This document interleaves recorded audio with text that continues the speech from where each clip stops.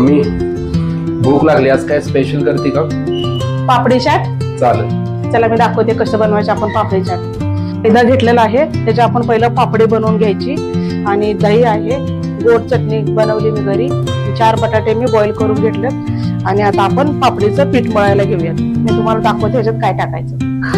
ओवा आहे, थोडासा ओवा, मीठ आहे, थोडस तेल टाकायचं मोहन त्याच्यामध्ये, 2 चमचे तेल. चांगलं मिक्स करून घ्यायचं असं पहिलं ते, आणि त्याच्यानंतर मग पाणी टाकायचं ह्याच्यात.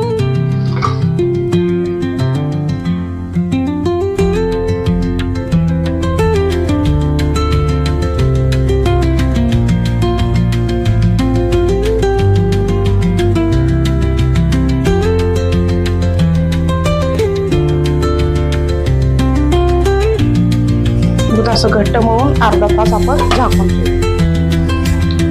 आपण आता पापडी करून घेऊया.